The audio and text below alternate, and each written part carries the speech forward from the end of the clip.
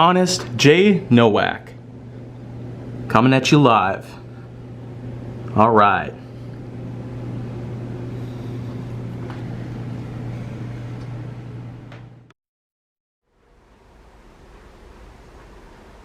A pleasure to meet y'all at last, and welcome back to Honest J. Nowak Graphix.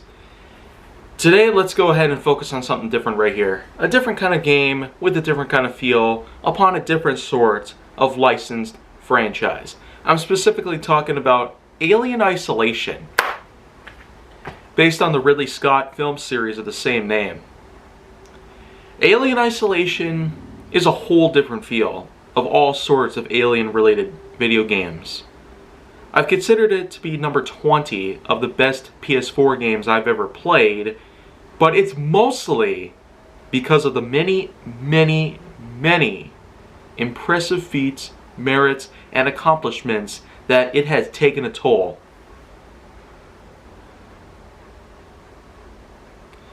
So to speak, Alien Isolation does in fact have what it takes to be considered an impressive title, rather amazing by all means. It's full of action, survival, horror, adventure, and all set aboard in the far reaches of outer space.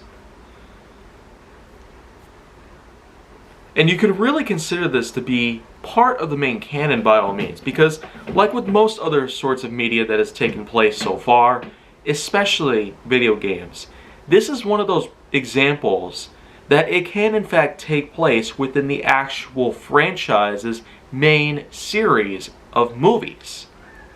This in fact does take place within the 57-year-long time span, the large open window that has taken place between the events of Alien 1979 and Aliens 1986.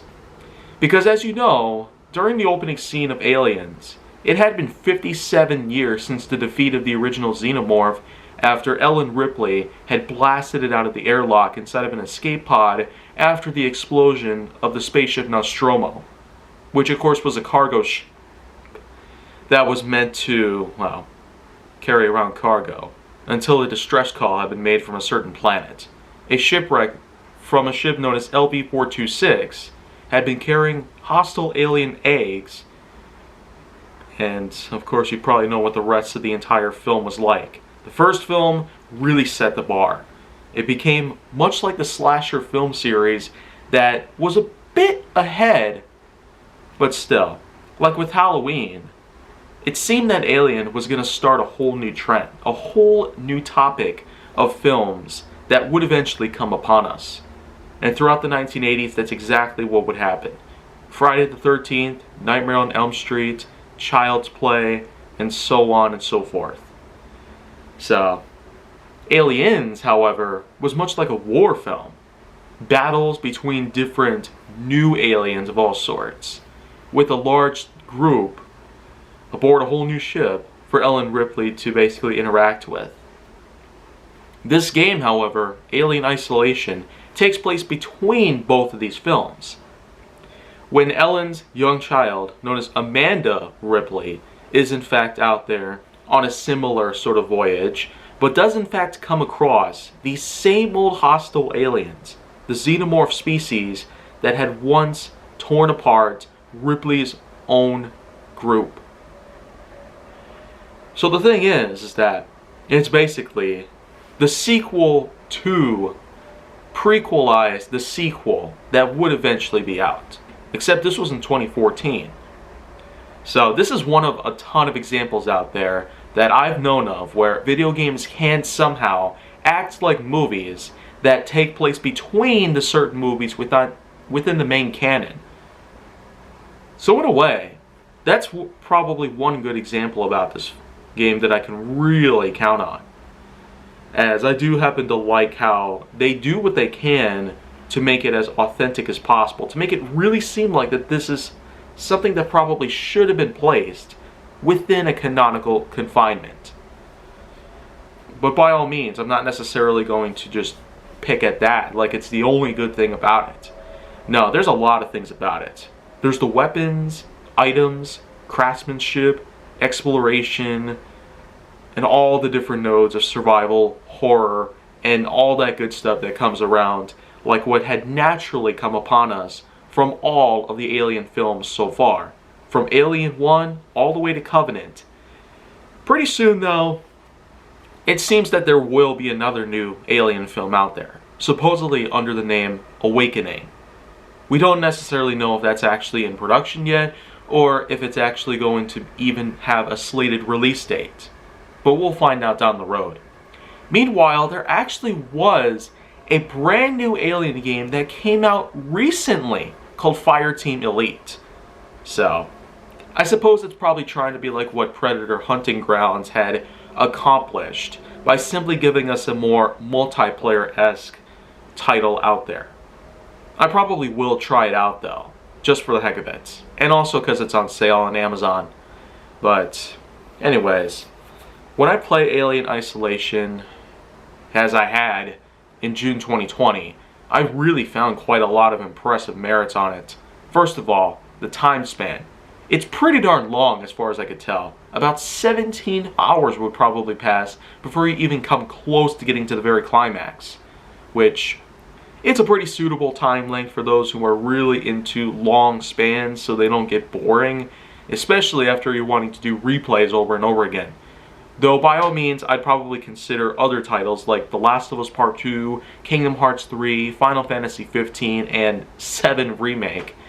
Of all of them, I'd say 7 Remake, Final Fantasy 7 Remake, probably is the best sort of game in the whole darn world, with a very, very, very, very, very long time span in it. And that's by no means just, well, pretty much that. But anyways, I keep getting off track by talking about Final Fantasy 7 Remake, but Alien Isolation does have what you need in there. For Amanda Ripley to be able to explore certain parts of the entire spaceship, to pretty much repair damaged parts, to be able to progress through different parts of the story, to advance to certain rooms that probably will require certain items. This gives us a very Resident Evil sort of feel to it. The way that you have to solve certain puzzles, find certain tools to be able to fix certain things, or basically tear certain things down, there's all sorts of things that you can use. A saw, a blowtorch, and a variety of other things pretty much. You even have yourself a motion tracker. This is one of a few unique items that you can use in the game that can be very helpful to avoid getting killed over and over by the alien, whom of course stalks you all throughout the game. Certainly like what Mr. X from Resident Evil 2 Remake pretty much does to you all the time, except here you have a very easy chance of being able to avoid the alien no matter the cost. This motion tracker can certainly alert you, both on the speakers of the surround sound or whatever you're using, as well as the speaker on the controller. Because the PS4 controller is basically like the Wiimote in a way, except this is a whole new generation of gaming.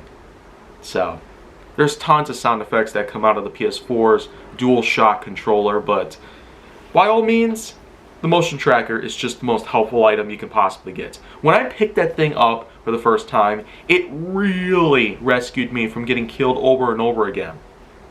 But I really do have to mention there's at least one type of flaw out there that does in fact set this thing way further back than what I would probably officially rank it. Because it's at number 20 because of this one thing. The save feature. The save feature, of course, is like what some games out there, especially way back in the day, are pretty much like. You have to manually save at any given point in time. It's not like though that there is an autosave function, perhaps for when you complete certain parts of the game, certain stages that you progress through. Maybe there's an autosave function there, but it's probably not that I know of, because I've actually gotten used to the manual saving over time.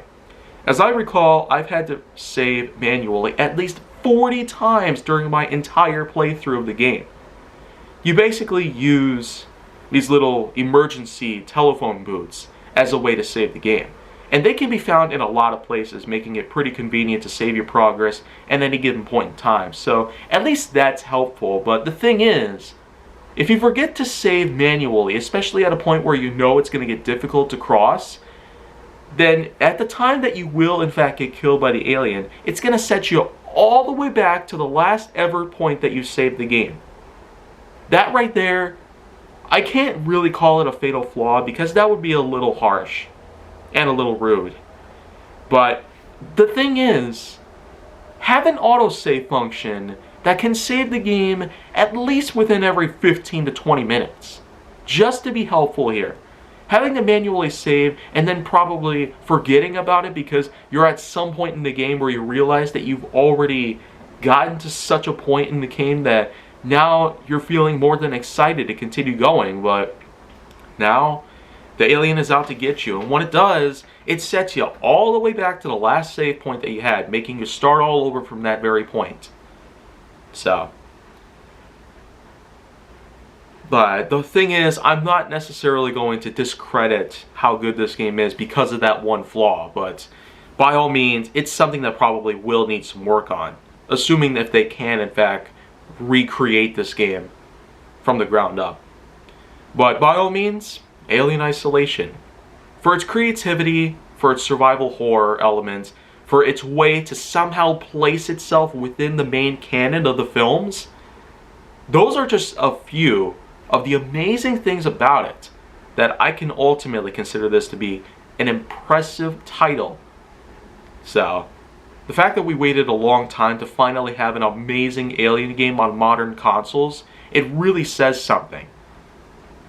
But if you can't pick yourself up a copy, and those can be pretty darn cheap, especially on Amazon like I was able to get one, then I suggest you go pick one up at some point. Sega is really quite a master at games like this nowadays. Yeah, it's hard to believe that Sega would actually get the rights to have Ridley Scott's franchise and make such an impressive masterpiece. The way that Sega's been making these kind of games nowadays, it really makes me love them even more than I used to as a kid. So, that's probably just all that you pretty much have to know about. But if you want to see more, go down to my channel, then make sure that you like, subscribe, comment, follow me on social media, and stay on the Hollywood side.